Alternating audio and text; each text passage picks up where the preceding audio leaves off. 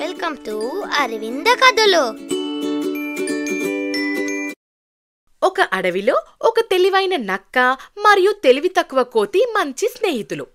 అవి ఎప్పుడూ కలిసి ఉండి ఇతర జంతువులను ముప్పతిప్పలు పెట్టేవి.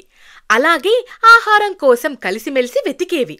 కానీ వాటి స్నేహం విశ్వాసంగా కాకుండా స్వార్థంగా ఉండేది. ఒకరోజు నక్క మరియు కోతి ఆహారం కోసం అడవిలో తిరుగుతుండగా రహదారి పక్కన బంగారం ఉన్న ఒక సంచి దొరికింది. అది చూసి నక్క కోతి చాలా సంతోషపడ్డాయి. మనం ఇప్పుడు ధనవంతులం, వీటిని పంచుకుందాం, ఇక మనం రాజుల్లా బ్రతికేద్దాం అనుకున్నాయి. కానీ నక్క తెలివైనది.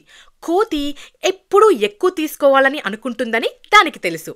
అందుకే తెలివిగా నక్క కోతితో, ఓ మిత్రమ్మా, చీకట్టుకుంది కదా, ఈరోజు ఈ సంచిని ఇక్కడే దాచిపెడదాం, రేపొచ్చి దీన్ని పంచుకుందాం అని అంటుంది. దానికి కోతి అలాగే మిత్రమా అని అంటుంది. కానీ ఆ రోజు రాత్రి కోతి అక్కడికి వచ్చి బంగారాన్ని తీసుకుని నక్కకు చెప్పకుండా వెళ్ళిపోతుంది. మరుసటి రోజు నక్క అక్కడికి వచ్చి చూసి కోతి తనని మోసం చేసిందని అర్థం చేసుకుంది. అయితే నక్క తెలివైందే కాదు, ఓర్పు కలిగింది కూడా. అది కోతి అడుగుజాడలను అనుసరిస్తూ వెళ్ళి చివరికి కోతిని కనుక్కుంటుంది.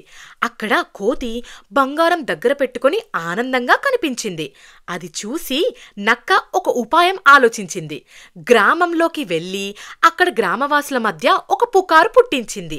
ఇంతకీ ఆ పుకారేంటంటే, ఒక దొంగ బంగారాన్ని అపహరించి అడవిలో ఉన్న ఒక గుహలో ఉన్నాడు అని. కొద్దిసేపటి తర్వాత అది విని గ్రామస్తులు కోపంగా గుహ వద్దకు వచ్చి కోతిని పట్టుకుంటారు. అప్పుడు కోతి, అయ్యో నేనే కాదు, దీనిలో నా స్నేహితుడికి కూడా భాగముంది అని చెప్తుంది. కానీ వారు దానిని పట్టించుకోరు. అక్కడి నుండి నక్క పరారైపోతుంది. కానీ గ్రామస్తులు కోతిని పట్టుకొని దాని దగ్గర నుండి బంగారం తీసుకుని వెళ్ళిపోతారు. ఏదీ మిగలక ఒంటరిగా కోతి బాధపడిపోయింది. అప్పుడు కోతి తన నమ్మక ద్రోహాన్ని గుర్తించి సిగ్గుపడింది. లోపంపై ఆధారపడిన స్నేహం ఎక్కువ కాలం నిలవదు. నమ్మక ద్రోహానికి ఎప్పుడూ శిక్ష తప్పదు. అరే బాబు, సబ్స్క్రైబ్ చేయండి.